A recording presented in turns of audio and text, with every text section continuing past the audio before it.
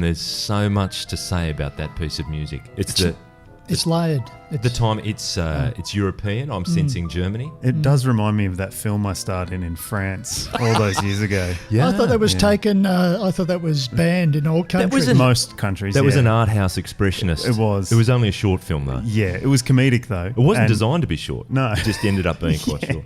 Yeah, they cut a lot of me out of it. That was good. Hello and welcome to the Cars Guide Podcast, where we tear down, pressure test and rebuild the issues of the automotive week. I'm James, and with me are Matt Campbell. G'day. And the adventurous head of the Cars Guide Adventure section, Marcus Crafty Craft. Hello. He does have an adventurous head, yeah. It's a bit of a rough melon. It's a challenge. Thanks for rubbing it in, Matty. This week, among other things, we'll look at early news from the New York Motor Show, rare classics going under the hammer in Sydney, and all-wheel drive versus four-wheel drive. The same, but different.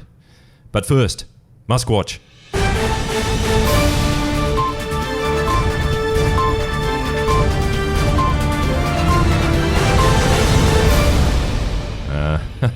What's he done now? Well, look, our man Elon, he's been at the South by Southwest Tech Conference, and it's a music festival as well. Yep. In Austin, Texas. And he's done a Q&A session, a kind of an impromptu Q&A. And there were three main takeouts from the session. Firstly, he gave an update on the BFR, which of course means big fucking rocket. Oh, there's no need for the language. Yeah. I don't think we need to say rocket. that may take people to Mars. It's on track, allegedly, according to the Big E, for test flights early next year. The Big E. The Big E. I love that. Yeah. Maybe I think that's what he's been using. A lot of the Big E. Crushed up and on his wheat bix. Yeah. He's also said that moving people to Mars is essential because he's a firm believer that artificial intelligence will do us all in, or failing that, a possible or even likely World War III. So we've got to have an outpost somewhere else. Right. So the best answer to that is fly some people to Mars. That's it. Yeah. To an inhospitable planet. Where they're going to die anyway. Exactly, where they're going to die anyway. Yeah. And he's also been quoted as saying, I think in the next year, self-driving will encompass essentially all modes of driving, but he immediately qualified this by adding, maybe 18 months from now. Okay, giving himself a bit of wiggle room. So the next year is 18 months away. I didn't realise what that... Exactly. I've been looking at calendars all wrong this whole time. Yeah, I'm confused. It must be a Mayan calendar or something. I don't know. It's classic E. Yeah, it's it classic is. E. Yeah. You know, the old E. That comes from being a bullied South African school kid, I think. We'll move on and get back. We'll get back to Elon next week. We'll keep you posted as always. But a couple of weeks' time, New York Motor Show. It's coming up. And we've already had two big teasers in the lead up. Pretty significant cars. The Toyota RAV4, we've seen a spooky silhouette of what that car might look like, and that's headed our way around early 2019. And Subaru Forester, which might be here late this year. So the competitors in market and in the Big Apple. Matt, M4, what do we make of those two? It's pretty vital reveals for both of those cars. I mean, they're both getting a little bit long in the tooth. The competition is very, very strong in that segment. In fact, the RAV4 in 2017 ranked third for sales, which is a surprise for that vehicle. It's been a long time favourite. One of the worst performing Toyota SUVs, if you can call it worst performing, with more than 20,000 sales in 2017, behind the likes of the Hyundai Tucson and the Mazda CX-5. Right, so that's within its segment. Yep. Yes. Yep, within its segment. And the Forester had a bit of a slower year as well. I think people are realising that it's getting a bit old, but they're also buying Outbacks in big numbers as well. So yeah, right. As a competitor from within, yes. I guess that's a good challenge to have for Subaru. But it ran 7th in terms of sales last year. Really, Forester? So, yeah. Isn't that interesting? Yeah. So it's great that we'll see new models for each of them. They definitely almost due in terms of where they sit in their competitive sets. They're not the most standout cars anymore. Yeah. We can expect pretty dramatic styling changes, I think, for both of them. Really? The teasers have been very limited. Yeah, you're right. A silhouette of the RAV4 and a tail sitting light. next to a lovely little pond with a sunset in the background. I believe it was romantic was the phrase you coined. Yes, mysterious romantic SUV.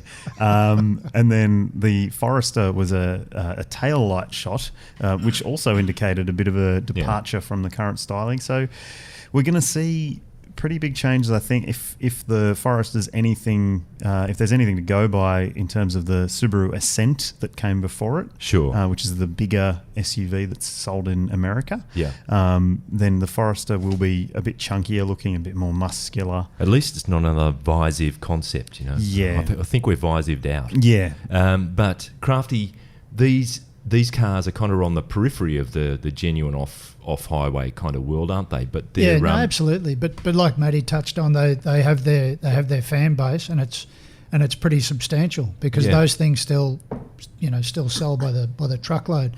But I think he also touched on an important issue. Everyone else has moved forward. Those two models have sort of, I don't know, they're stuck in the past to a degree. I think it's well overdue. I think it'll be, I think no matter what form it takes, it shall be successful, if not only for the knock-on effect of that sort of brand loyalty of both things. They're not hardcore four-wheel drives, but a lot of people don't want to go, rock crawling. No. They just want to be able to go on gravel, Yeah. a little bit of mud, that sort of thing. And you can just have as great a weekend with your family or your loved ones as you can in something else. You'd have to imagine that Toyota's been going down a slightly more adventurous path in terms of the way it's styling and designing its cars. So the RAV4 will probably be a little more attention-grabbing. Yeah, I think so. Absolutely. Yeah. And the Subaru family look tends to be a tad more conservative, so there might be some difference, if you like. Yeah. I think there's scope for a little bit of change within that, within those parameters. I mean, the traditional parameters of those models. And this year, looking at Toyota's, what Toyota's got coming in the next 12 months, new Corolla and new RAV4, I think they're both going to be built on the same international global platform thing. TNGA, yep. Toyota New Global Architecture. Exactly, which we've seen is a terrific underpinnings in other cars, CHR and Prius. It does quite a good job. Camry as well. Yeah. So we can expect that the new RAV4 hopefully will drive a bit better than the existing one, because that's been one of its letdowns. You're being very polite, yes. Yeah. We all certainly hope so. Yeah. Well, that's good. That's good already. Something to Yeah. look forward to there, and I'm sure there'll be more kind of teaser photographs to come before that thing actually gets underway in New York. Keep an eye on our Facebook page for those. Now, speaking of motor shows, Matt, you've come back from the Geneva Motor Show, and Mal joined us on the line last week, which was terrific. But in the year of Me Too, 2018 has certainly emerged as the year of the whole Me Too movement. There was chat at Geneva that the practice of using fashion models to add, let's call it female sensuality to product displays should come to an end. The so-called grid girls in Formula One has been replaced by grid kids. It appears the broader car industry's following suit. What did you sense when you were on the ground there? Yeah, there were definitely fewer of the models or showroom or whatever they call them. What were their titles? I mean, I've never understood booth experts. Gratuitous, objectified. Scantily clad women. Yeah. So this time around, it certainly seemed like there was less of that, which is, I think, a welcome thing. You don't go to a motor show to see women not wearing many clothes. If you want that, there are other places for you to go. It certainly feels like a hangover from a long time ago. It's strange that in 2018 it's still a thing. Yeah, and I mean, there are still people there to help you. If you have questions about the car, they'll be able to answer it for you. There's legitimate questions, I mean, about less of that thing where there's just a nice looking female standing next to a car to make it look better in a photograph. There are still some brands that are clinging onto that. Yeah. For example... Naming no names, Alfa Romeo. Yeah, walking past the Alfa Romeo stand, they had a bunch of beautiful women standing next to the cars, and of course there were some creepy guys standing there. There always are, aren't they? Wanting to get selfies, wanting to take photos. But hold on, by definition, you were one of them. I was walking past. Oh, you were walking past. I was walking past. Yeah. My camera was likely excuse. in my pocket.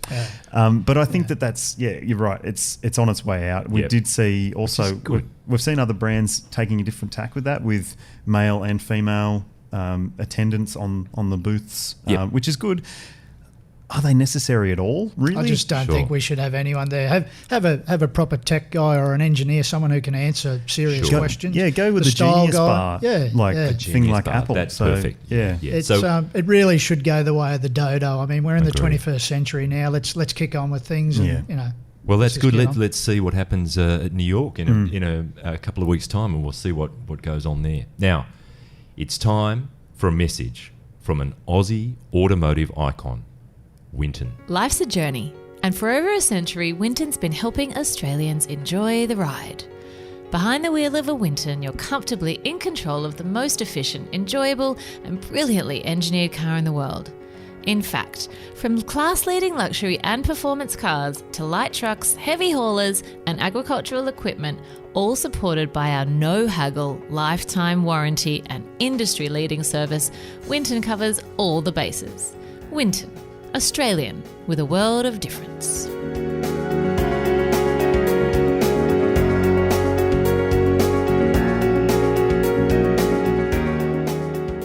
Now, Nice. listening to that, you might be asking, where's Frosty? You know, Where is Mate, Frosty? it's Frosty the eternal Chops. question. He's the head of media and now government relations at Winton Moco. He's on the New South Wales Central Coast. He's trying to tie up a sponsorship deal with the Watanabe Warriors. It's a I was just up there driving on the beach, and I caught sight of the Frosty media wagon. Yeah. the Winton wagon. yep. Well, look, it's a regional AFL team. It's unusual. He told me it's a mixed gender team, and Scruffy the Ruckman Slayer is an absolute star. She's an amazing asset to the club. So, you know, watch that space. Rangy, ropey, muscled. Very soon, Good I don't player. want to let any cats out of the bag, but it very soon could be the Winton Watanabe Warriors. So Wow. let's Oh, wow. let's see. Let's see. That's a big deal. That's Yeah. a big deal to close. Which actually leads me to an event in Sydney this week just gone, the Shannon's 2018 Autumn Classic Auction in Sydney. I was there, decided to just go along as a punter. It was terrific. It was full of great cars. It also made an interesting anthropological study in looking across the crowd of people there that were ready to bid. I know Frosty had a few operatives bidding on his behalf in the crowd. He's always on the phone, isn't he? Yeah, He's always on the phone. with He's someone working there. the deals. He's Yeah. always working the deals. Yeah. He's a keen classic car collector. Generally goes after old taxis. He does. Yes. Loves them. Loves the smell, apparently. He does. Well, he knows the insides of most taxis in the New South Wales fleet. But there was an early New South Wales number plate, specifically number 251, that went for $226,000. It's insane. And That I've got to is. say that the car park outside, there were a lot of cars that had the old enamel, black and white plates on, Yeah, low numbers. yeah. So the trade in these things, whether it's an investment or a hobby, it's big numbers for a hobby. But it seems as though it's a pretty safe investment vehicle. Yeah, you'd think so. I mean, there was a 5-digit number plate that reached a record. It was 88688, apparently a lucky number. 85 grand just for 5 numbers on Really? a number plate. That's weird. That Yes. is weird, yeah. Someone has a lot of cash and a lot of nostalgia or a lot I'd of expect sort to of get a bit more metal and enamel for my money. Yeah. There's just not much there. Maybe perhaps like a car attached car's to it? worth. Yeah. A Yeah. car's worth of metal. Yeah, and an It'd engine make and some more wheels sense. would be and an good, yeah. engine. And Anyway, look, each to their own. They also had an A9X barn find, which has been locked away in a cage for some time. It went for $275,000. But looking at the car on the night, it's a hatch. It was this soft yellow colour. It looked to be in perfect condition. Really fantastic car just to lay eyes on it. There was an EJ Premier. Went for $22,000. Now, new in 1962, they cost $2,840. So that's an appreciating investment there. Absolutely. For what it's worth, my older brother said that's the car that he thought the Australian car industry had arrived when the EJ Premier red leather bucket seats. That's it. Posh. We've reached world standard. Now, EJs for people who are old Holden fans, EJs have always been a bit of an overshadowed model compared to an EH. Yeah. And EJ. to see them fetching that big money is pretty impressive. I got a soft spot for the EJ. It's fantastic. There was a low K Porsche 930 Turbo from 1982, $181,000. And a model boat I was too gutless to bid on for $400. But the total for the night was $6.5 million, and it was really interesting to look at the crowd. Insane It was I'd say 80% men. Mm-hmm. There were a fair few wives and significant others. I think it was a fairly masculine kind of event, but everybody was having a really good time. There were people spending large sums of money and watching others spend large sums of money. Really enjoying themselves. Really enjoying themselves. Yeah, There was a yeah. very positive vibe in the room. It was over in Artarmon on the north side of Sydney City. It was terrific.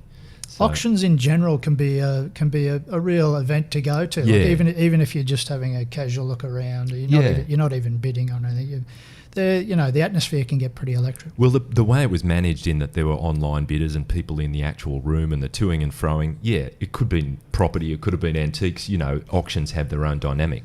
But the fact that everyone in the room were, petrol heads and enjoying that hobby together, I really thought it was terrific. Enjoyed it thoroughly. Yeah, wow. I've never been to an automotive auction, so I might have to get myself along to one. Yeah, and I know Shannon. What auctions have you been to? I went to a house auction once. Oh, there you go. And Yeah, was fair enough. outbid because it was in Western Sydney. okay. It was Snapped actually up. it was the horse stables that we were Oh, planning really? to convert into a house. But okay. Right, were the horses still there? no. We decided that for 50 square metres of nothingness, Of about straw. half $1,000,000 was too Yeah. much. No, so. that's probably a bit too much. Yeah. Puts a new spin on mucking out the stables, mate, if you'd moved in there. But Absolutely. Crafty, just changing tack somewhat, you recently knocked out a story for us on all-wheel drive versus four-wheel drive, and it's kind of the nomenclature that mixes people up occasionally. They're kind of the same but different, aren't they? Kind of the same but different. You're probably better off talking to a tech head like the Campbell over there, Matty C. But I'll give it a nudge. I mean, I'm more about the bush and the beach and the barbecues than about the inner workings of these things. But basically, same system, throws the drive to the four wheels. A four-wheel drive has a diff, so then it will allow the different speeds for the different axles, different wheels on the Right. axles. Yep. All-wheel drive system works off of an all-wheel drive system. Yes. So same principle, same application. I'm talking in real general terms. All-wheel drives are generally lower vehicles. I'm saying generally because there are some, obviously, that have a higher ground And that's about clearance. their ground clearance. Yeah, that's correct. And they're more considered, again, generally, they're more considered sort of good, fast gravel vehicles Gotcha. that are safe, Yes. steady, hold well to the road, sit pretty solidly. Yeah.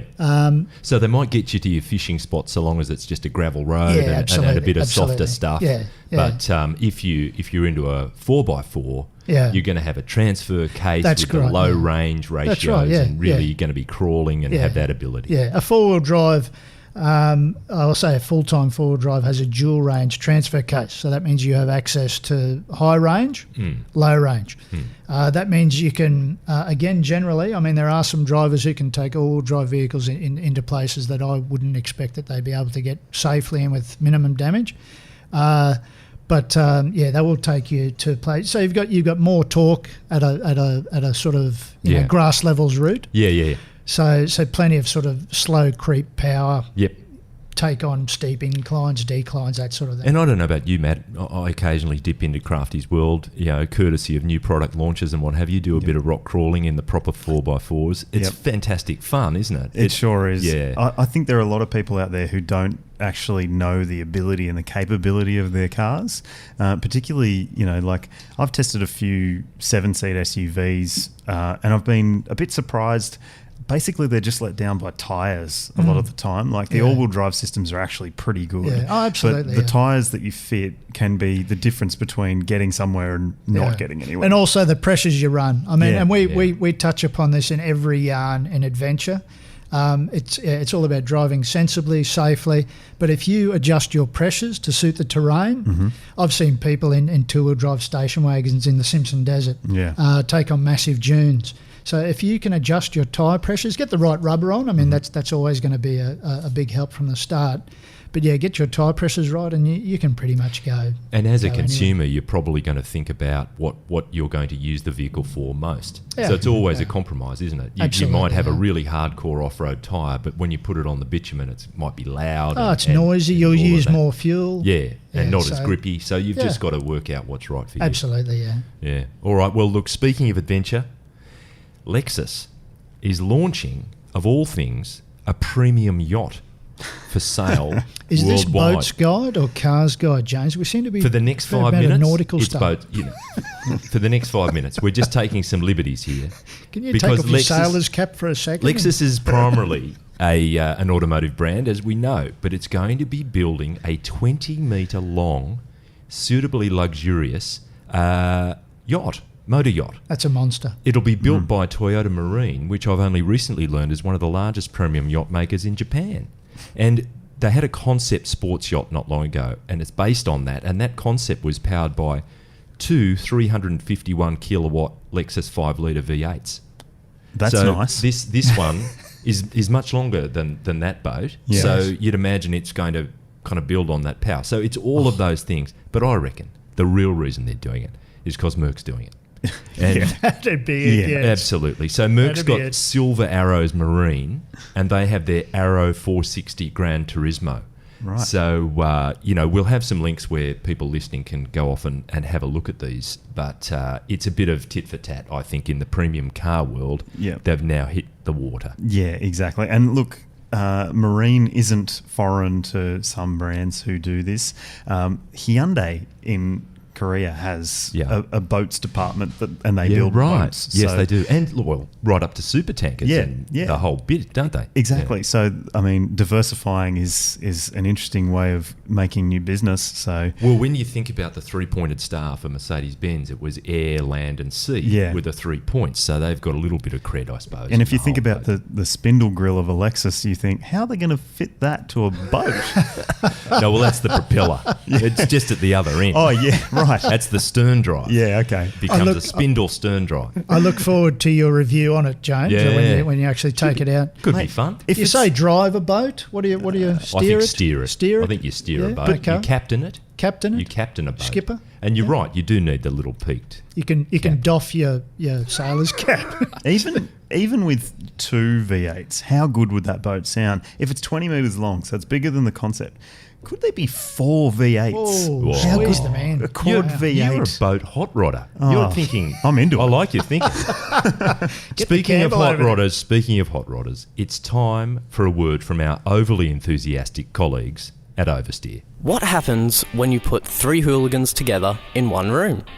You get a podcast full of hectic banter. Hummer is for any rugged man. This manly scent possesses well, a blend. that rules me right out. Jeez. Stupid stories. It's a cruise ship with all the inside scooped out, water fills it up, and then you put a pirate ship in the middle. It's nothing more gangster than a ship in a ship. You're an idiot. And some discussion about cars. So we've got the K cars as well. What do you guys think? There's this new Honda Sports concept there.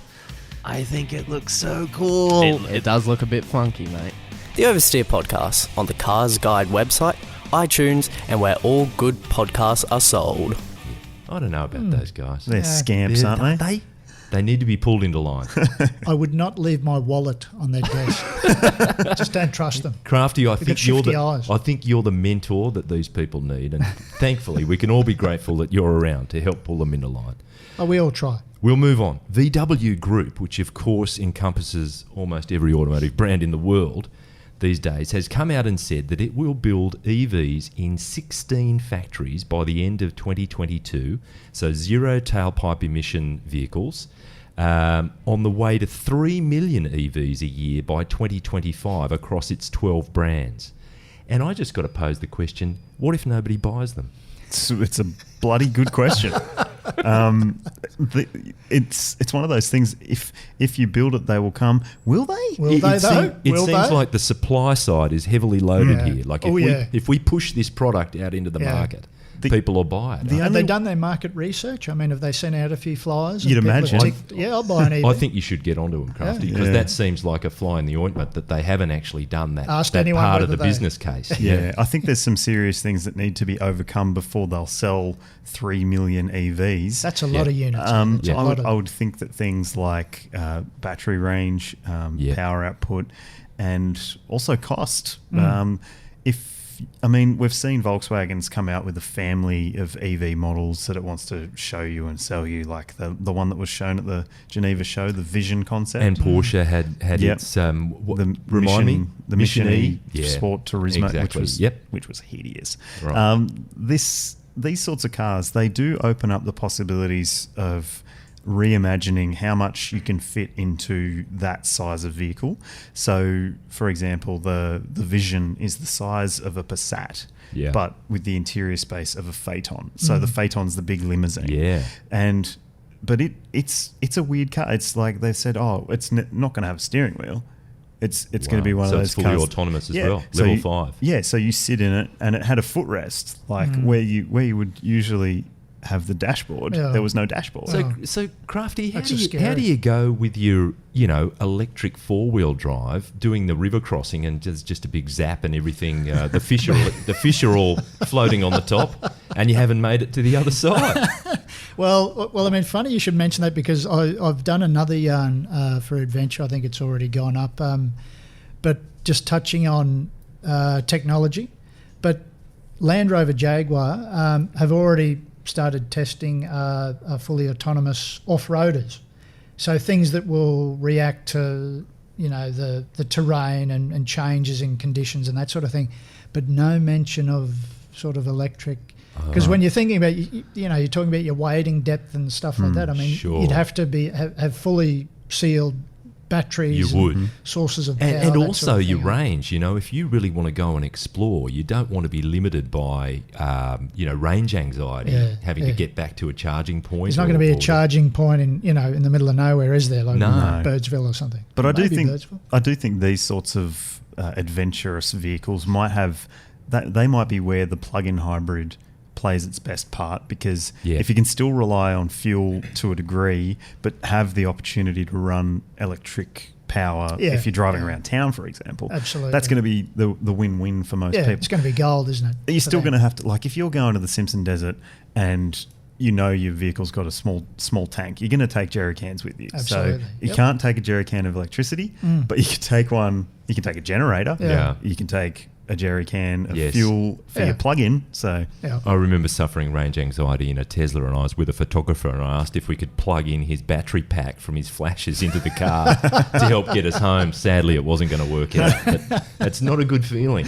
no, it's not. I've had it as well. We had a BMW i3 with the range extender engine, and we did this eco test once upon a time.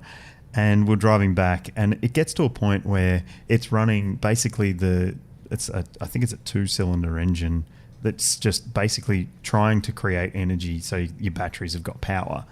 9 litre fuel tank. 9 litre fuel tank. Yeah. We topped up the fuel tank and then we're on the way back, and it's basically out of fuel. And you're climbing on a highway at 80 k's an hour, and it starts to lose speed, and you've got trucks coming past you, and this is like, oh god, this car is scary and dangerous. Yeah. That's what happens when you test cars outside of their intended I agree, purpose. and that was exactly the same scenario coming back from the Southern Tablelands at about 80 kilometres an hour on a freeway to try and extend the range with B-doubles screaming past at God knows what speed. That was terrifying. Yeah. So, okay, well... Do you just go by the dashboard sort of range indication, or do you factor in, like if you've got a car, you have your idea of how far you can get on an empty tank, whereas the car, it may not. How do you go with an electric car? Like, do you just... I think it's... I haven't ever run an electric car out all the way down, of energy, so I don't know. It's a great question. Yeah. I'd imagine it would be like a switch. You just get to there and just you're stop. out. The closest I've ever been is 4 kilometres left, which was in a Tesla. Yeah. And I was packing it. I was very worried. Very worried. And because I'd asked Tesla before, I said, look, if I run out, is there any sort of reserve? And they said, nope. When it says zero, you're out. All right. Well, speaking of driving and nerves, what have we been driving this week? Let's do a whip round the group. Matt, what have you been master of during the past 7 days? Something that has got on my nerves a little bit. Oh, really? Right. I've been in 2 cars actually. I'll start with the baddest one, the worstest one, the badderer, the much more badderer one. The one I enjoyed least was the MG ZS, little compact SUV. Look, cute. Really good looking SUV. Perceived quality is quite good. When you sit inside it, you think that everything's pretty impressive. Once you delve a little deeper, things aren't quite as impressive. Like when you pull the door shut, the door pull actually moves a little bit when you shut the door, so that doesn't scream quality. When you put the USB into the plug hole, your cord will push the USB input a little bit. That's never good. Not good. It doesn't scream, wow, they've spent a lot of time doing what they're doing with this car. So, interesting car. MG as a brand, don't know what's going on there. Yeah, it seems strange. On the face of it, you think there's a brand with so much sports car heritage. building a small SUV. Yeah, where's the sports car? Where's the benefit? Yeah, and also the other thing I drove was the Citroen C4 Grand. I can never remember. Righto. Grand C4 Picasso. It was definitely a Citroen. Yep. Yeah, Too much name to remember. It's the Picasso, so the 7-seat van from All right. Citroen. Yep. Soon to be renamed the Space Tourer. Of course it is. Wow. Yeah. That sounds like a Tesla. That Yeah. sounds like Elon's Roadster heading Sounds like towards something Mars. Elon should be driving to. Space to tourer. Mars, It does look a little bit like a UFO. Okay, great. But really, really great car. Petrol engine, newly added. Yep. So 1.6 litre turbo petrol. Yeah. Not a screamer of a powerhouse of an engine, All but right. beautifully resolved ride, great comfort.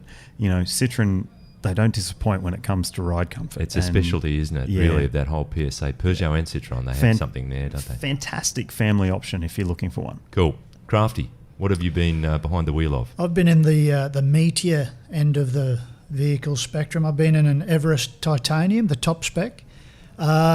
We've done a lot of Ks in it, a lot of highway Ks, a lot of gravel tracks, and then we hit the beach. We had a couple of solid days on the beach.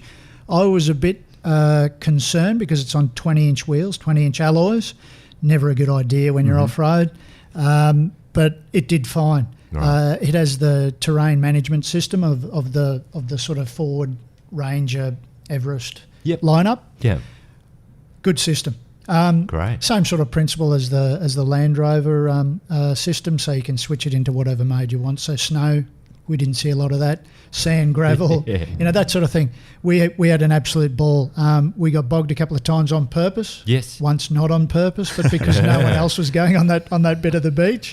But yeah, it's a great thing. Living with it for a couple of weeks, like Matty said, you pick up on a few little niggles. When you're folding the seats forward or back, the seat belts tend to get caught up. Very small thing. The USB sockets are in a sort of pinched, Odd place. Odd place. Yeah. Not as odd as in the glove box as some models have, true. but yeah, a great thing. About $74,000 for the top spec. So a lot of dosh, but a very nice vehicle. Just one more thing on that Titanium. They do have a new They've got an off-road pack. with 18-inch wheels. Which ours didn't come with. Yeah. No, ours came sort of city friendly. Yep. But you can get So an the off-road 18's pack. a bit more fat in the you sidewalls. got a bit more sidewall, so you can let a bit more air out. Yeah. We just kept an eye on them, and we didn't have any problems. Cool. But yeah, with an 18-inch, you got a bit more freedom with how far you can drop them. So we're coming towards the end. I'll just briefly mention I was in a Mitsubishi Eclipse Cross, which was the what'd first you time reckon? in that vehicle. Interesting. I thought it was a pain-free experience. It was fairly painless. Is that a compliment? There were some. it's like a colonic irrigation. The only thing was pain-free. It wasn't inspiring, is what I'm saying. Okay. It didn't do anything particularly brilliantly well. I thought there were some shortcomings in a solid bar across your rear view and the rear windows, and that's never a good idea. Not good. It's not the first car to have done that.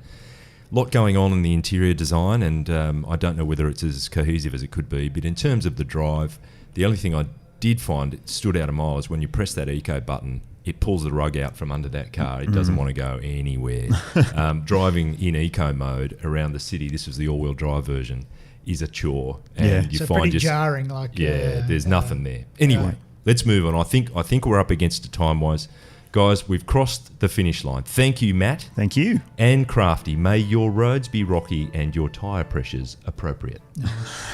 Thank you. And thanks to our producer, Barbara, on the panel. He's passionate to the point where he wants to kiss most other drivers with the grill of his car. And thank you for listening. We'd love to hear your thoughts on today's show or anything else that's on your mind.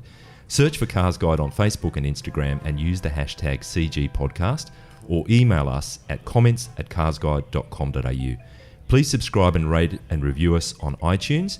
Listeners have left some stars and thoughts up there. Thank you. If you haven't, drop in a few words, give us a star rating or both. It would be great. Help spread the word on the podcast. I hope you can join us next week. Until then, remember, cars don't kill people. Chuck Norris does. Nice.